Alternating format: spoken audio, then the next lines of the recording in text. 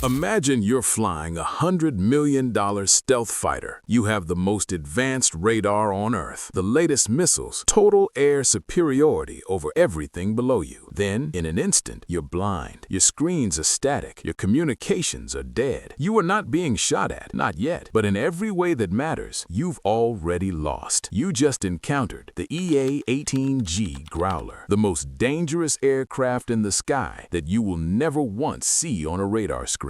The F-35 gets the headlines, the B-21 gets the speculation, the Growler gets nothing, because the Growler's success looks exactly like nothing happening. Today, we're gonna uncover exactly why that silence is the most lethal sound in modern warfare. Welcome to History Uncovered, where the past refuses to stay buried. To understand why the Growler exists, you have to go back to a war that very nearly destroyed American air power entirely. North Vietnam, 1965. The United States Air Force had the most advanced jet fighters on Earth, and it was losing them at a rate that no one in Washington had predicted, and no one was prepared to explain publicly. The weapon responsible was not another fighter jet. It was a Soviet-made surface-to-air missile system called the SA-2 Guideline, and what made it devastating was not its speed, not its warhead, it was its radar. The SA-2 painted an aircraft with electromagnetic energy locked on and guided a missile to impact.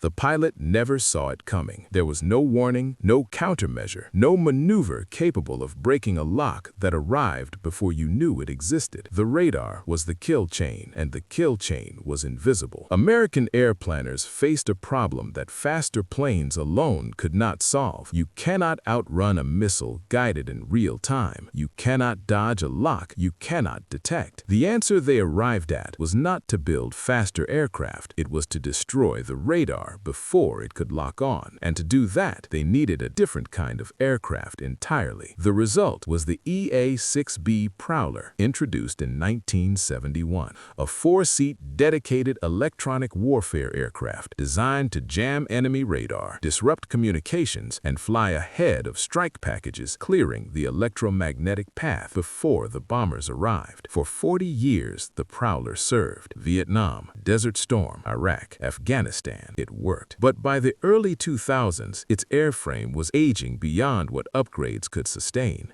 Its systems were being outpaced by a new generation of threat radars built with exactly the Prowler's capabilities in mind. The Navy needed a replacement. What they built was not an update, it was a leap. The decision to base the next electronic warfare aircraft on the F/A-18F Super Hornet was not obvious. The Super Hornet was a strike fighter built to carry bombs and missiles, not jamming pods and passive sensors. But it offered something the Prowler never had: speed, agility, the ability to fly into the threat environment, not merely support from its edges. The modifications were extensive. The cannon was removed.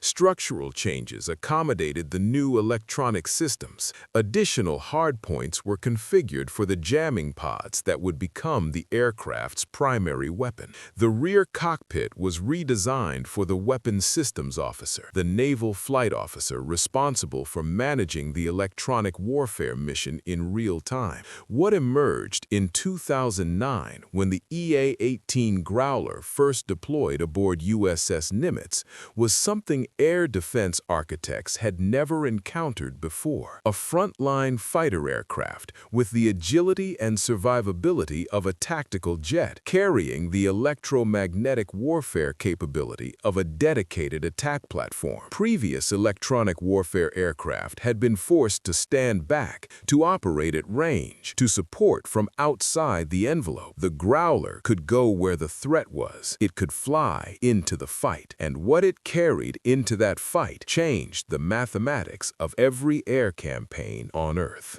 To understand what the Growler actually does, you have to think about warfare the way its designers thought about it. Every military force on Earth depends on one foundation above everything else: information. Where is the enemy? How fast are they moving? What are they targeting? That information travels as signals, invisible electromagnetic waves bouncing off objects, carrying commands, guiding weapons, radar pulses scanning the horizon, radio transmissions coordinating troop movements, movements, missile guidance frequencies locking on to targets. This invisible architecture, this web of signals, is the true nervous system of any modern military force. Destroy the hardware and you damage an army. Sever the signals and you lobotomize it. The Growler was built to perform that surgery. The first phase of a Growler mission is silent. The aircraft carries some of the most sophisticated passive listening equipment ever installed on a combat platform. It does not transmit a single pulse to begin its work. It simply listens. Every radar installation that powers up emits a signal. That signal carries a frequency, a pulse rate, a power signature. Together, those characteristics are as unique as a fingerprint. The Growler catalogs those fingerprints at a distance, safe enough to remain undetected. Building a picture. Radar station here. Mobile launcher network here. Communications relay here. When the targeting picture is complete, it acts. The first option is electronic jamming. The Growler's ALQ-99 tactical jamming pods flood the target's operating frequency with interference so powerful that radar operators can no longer distinguish real contacts from fabricated ones. Imagine you are sitting in a radar operations center. Moments ago, you had a clear picture of everything within 200 miles. Now, you have 50 phantom aircraft or nothing at all. Every weapon system that depended on your radar, missiles, artillery, naval guns, is now operating without guidance. You have not been struck, you have not been bombed, but in every meaningful sense, you are already blind. But jamming is only one option. If the radar operator decides to push through the interference, to keep transmitting and accept the risk, the Growler carries a specific answer for that decision. The AGM-88 high-speed anti-radiation missile, a weapon that homes in on radar emissions the way a heat-seeking missile homes in on jet exhaust. Here is what makes this weapon genuinely unsettling from a defender's perspective. The moment you activate your radar, you have given the missile a target. And if you panic, if you shut the system down, hoping to break the lock and let the missile pass, it does not miss. Modern anti-radiation missiles carry memory. They know where the signal originated. They continue tracking the last known position even after the source has gone dark. You can turn off your radar. You cannot untransmit the signal that already left it. This combination, passive surveillance, active jamming, and precision anti-radiation strikes, transforms the Growler from an aircraft into a system designed to surgically remove an adversary's ability to see, to communicate, and to coordinate. The nervous system targeted, disrupted, and severed, not with explosives, but with physics. No modern operation has demonstrated exactly how decisive that system can be more clearly than the campaigns of the last 15 years. If this is the kind of history that rarely makes headlines but shapes the world, subscribe to History Uncovered. New episodes every week uncover the stories the world forgot to tell.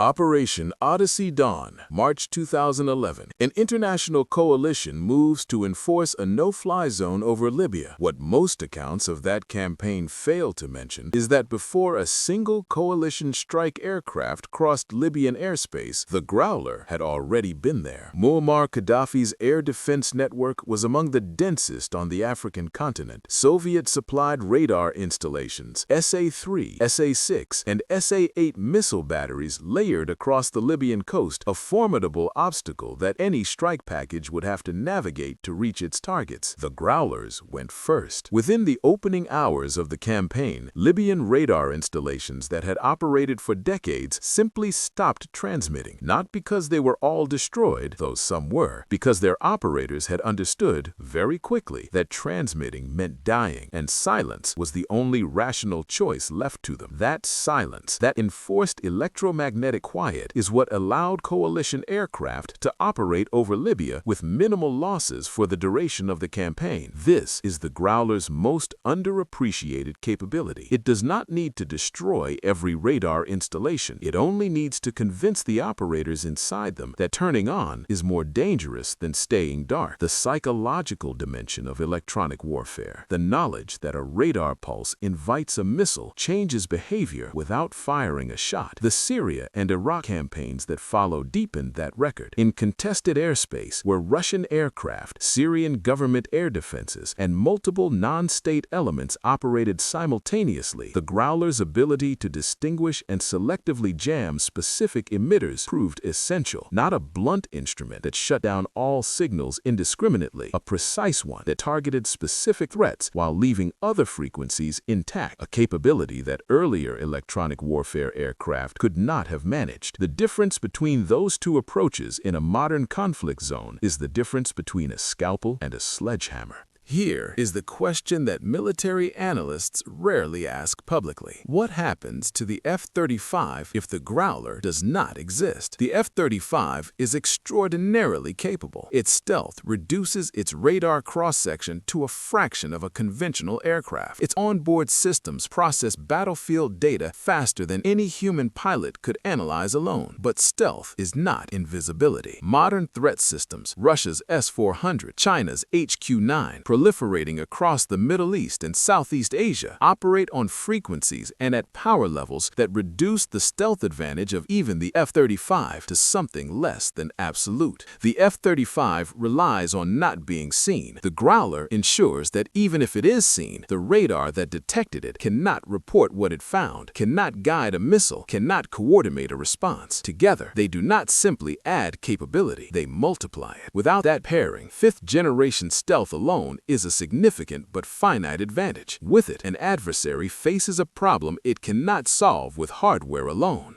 China's military planners understand this. The People's Liberation Army has invested heavily in its own electronic warfare capabilities, developing the J-16D specifically to contest the electromagnetic spectrum in any future conflict over Taiwan or the South China Sea. It carries jamming pod configurations clearly modeled on what American Growler squadrons have demonstrated for 2 decades. This is not coincidence. It is acknowledgement. An acknowledgement that the nation controlling the electromagnetic environment in a future conflict will hold an advantage no number of missiles can fully overcome. The Growler itself is not standing still. The aging ALQ-99 jamming pods are being replaced by the next generation jammer, a system with broader frequency coverage, significantly higher power output, and the ability to engage multiple emitters simultaneously in ways the ALQ-99 could not. The AGM-88 is being supplanted by the AGM-88G Advanced Anti-Radiation Guided Missile Extended Range, greater reach, improved guidance, the ability to strike a radar installation that has gone dark before the missile arrives. The Growler of 2030 will be a meaningfully different machine than the one that first launched from USS Nimitz in 2009. The adversaries it faces will have evolved. So will it.